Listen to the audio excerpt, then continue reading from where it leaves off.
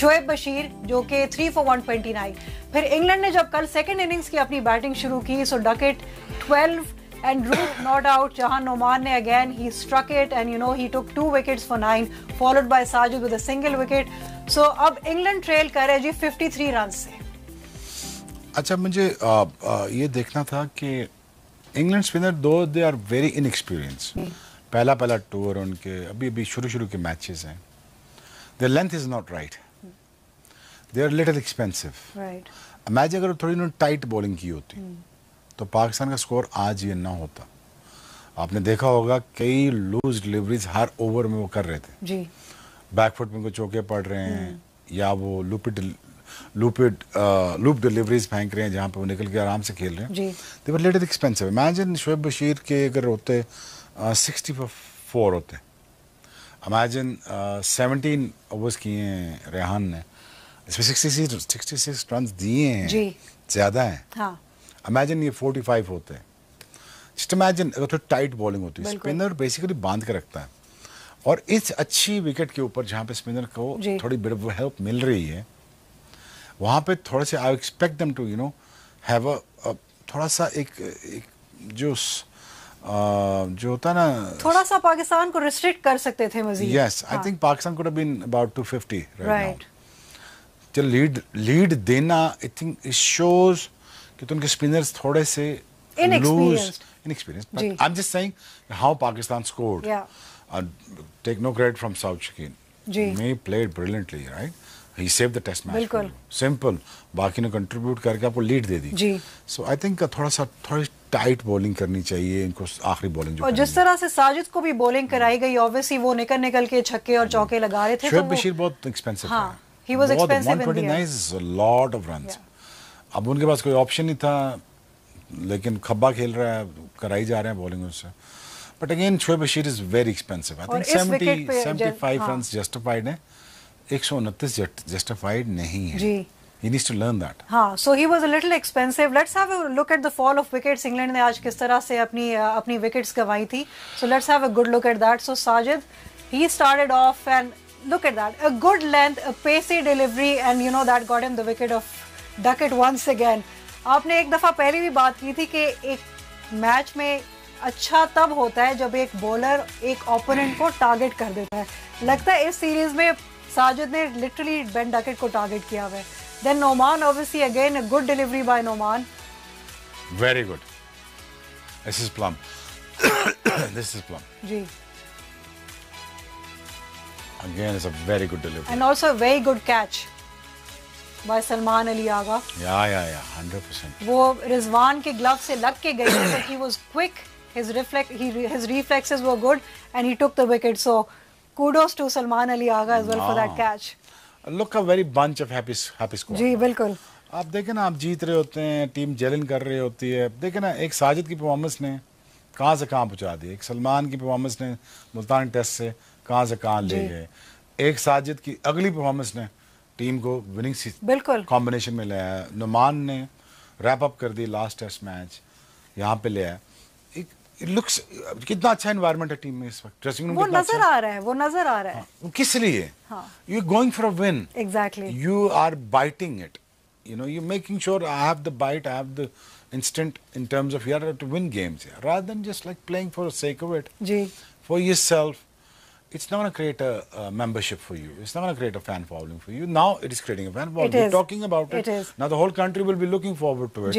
कि यार कल क्या होने वाला देखते हैं। और पिछली दफा जब हमारा बांग्लादेश के साथ टेस्ट हुआ था, हम यही बात कर रहे थे कि जी पाकिस्तान के पास स्पिनर्स नहीं है। पाकिस्तान के पास स्पिनर्स हैं, और ये ऑब्वियसली दोनों स्पिनर्स जो हमारे हैं, नेचुरली हम इनको कहीं से, पाकिस्तान के पास अच्छे सिलेक्टर नहीं है। जी, दैट्स द प्रॉब्लम। पाकिस्तान के पास अच्छे सिलेक्टर्स नहीं, अच्छे कोचेस नहीं। जी, टैलेंट है, वो सिलेक्ट कौन करेगा उनको? उनको मौका कौन देगा? कप्तान अच्छे नहीं थे, एग्जैक्टली कौन खिलाएगा? ये टोटल मसला था, और कोई मसला नहीं था। और ऑब्वियसली कहीं ना कहीं जो डोमेस्टिक ने इनको हेल्प किया है, दोनों साजिद और नुमान को, वो डोमेस्टिक खेल के आए हैं। कमरान गुलाम भी पहले टेस्ट में मुल्तान में, जब दूसरे टेस्ट में उन्होंने जो जिस तरह से अपनी इनिंग्स खेली थी, सो नेचुरली कहीं ना कहीं से उनकी वो टूर्नामेंट आप जब कराते हैं ना, कोई भी किसी लेवल का टूर्नामेंट होता है, उसमें आगे एक बात याद है कि 3-4 टैलेंट पूल निकल आता है। 3-4 का अननोटिस्ड कोई भी चीज नहीं जाती। चैंपियंस कप से लेके नहीं निकले थे। नहीं निकलेंगे, कामरान गुलाम वहीं से निकला ना, कामरान गुलाम वहीं से निकला ना, वो कहाँ से निकला? बिल्कुल।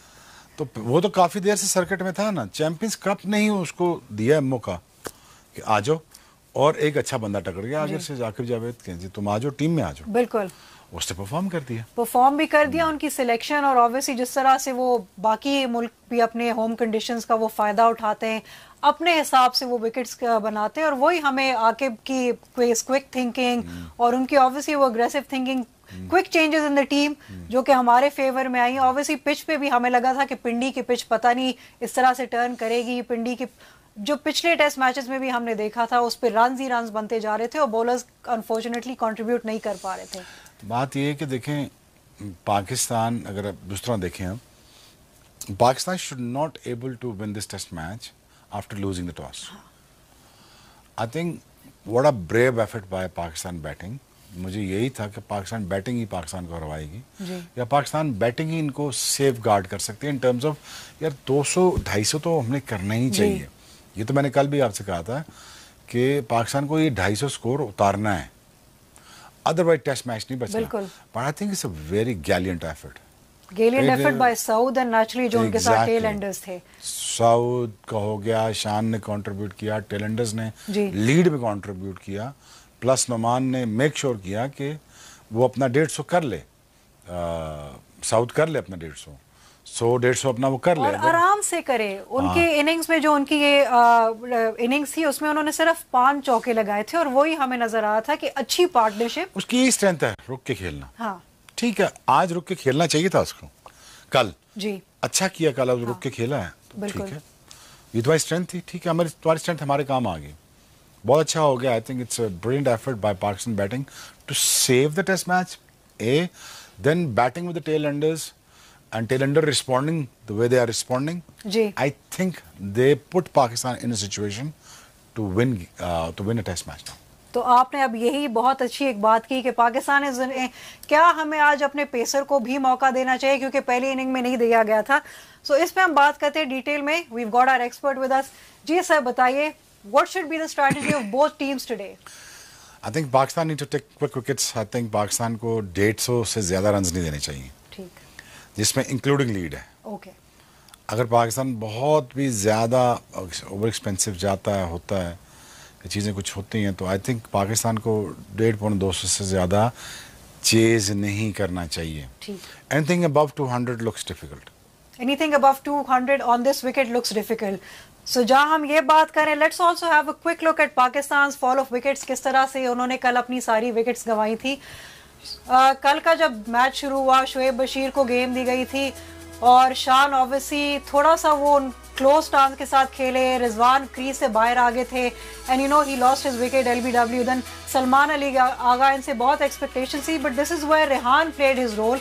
रेहान थोड़ा सा जहाँ एंड में एक्सपेंसिव भी थे, but you know he was very effective initially when he started playing. And then obviously Shoaib Bashir, unfortunate wicket of Noman, and then Saud जिस तरह से थोड़ा सा मिस टाइम शॉट था, बट अगर थोड़ा सा सऊद कल खेल जाते और तो पाकिस्तान आज मजीद बेहतर पोजीशन में होता। And obviously the final wicket of Zahid Mahmood thanks to Rehan. I think very good bowler यार। आई थिंक जाहिद देखा ना पहला टेस्ट मैच, लेकिन 66 रन दिए 17.5 ओवर में। आई रेकन आई थिंक थोड़ा शोएब बशीर भी रन रोक लेते ना, तो Pakistan would been in a very tight spot पे चले जाता। So I think Pakistan needs to take a very quick wickets now. Bowlers का जो self belief है sky rocketing इस वक्त, sky high है। यहाँ से I mean देखें अब साजिद पे है और नुमान पे है, ये टेस्ट मैच निकाल के दो। अब बैटिंग तुमने हमें लीड को तो लेके दिया है तुमने, इस लीड को ना तुमने ज्यादा नहीं होने देना। बस अब इसी के अंदर 150-200 के अंदर ही इनको आउट करना है। They can get them out under 102. But again, I want to see a good game of cricket by England. Good game of competitive game of cricket. Competitive. मैं जो रूट से बाकियों से मैं एक्सपेक्ट करता हूँ यार, आओ जरा देखें, जरा लाइक हो जाए। थोड़ा सा उनका मोराल डाउन लग रहा है, बट इंग्लैंड आपको पता है अच्छा फाइट करते हैं। लेकिन उन्होंने तो वो तो पिछले टेस्ट मैच में याद है ना, वो एकदम ऐसे कोलैप्स कर गए थे। तो प्रेशर वो भी नहीं लेते, रुकते वो भी नहीं है। स्कोरिंग शॉट्स यहाँ जरूर खेली जाएं, लेकिन they must learn from south Shakeel. यहाँ पे scoring shots, it's not as easy as it looks now. I think you need to stuck in there for a quite long period of time, like South Shakil. तो तभी आपके ये test match बचा सकेंगे. If they have to win this test match, England has to play the whole day. I don't know what's going to happen exactly, but I think England needs to play the whole day to save this test match. If they don't do that, and Pakistan अगर आते साथ ही wicket लेता 3, तो I think अब शाम तक ये Pakistan match wrap up कर जाएगा. And we'll have a result. I hope we don't have to come day after tomorrow. So, ladies and gentlemen, we have it there from the horse's mouth. The expert इनकी अभी तक जितनी भी predictions थी वो almost 90% सही रही हैं. So, England को या तो पूरा दिन का गेम खेलना होगा in order to win this test match, and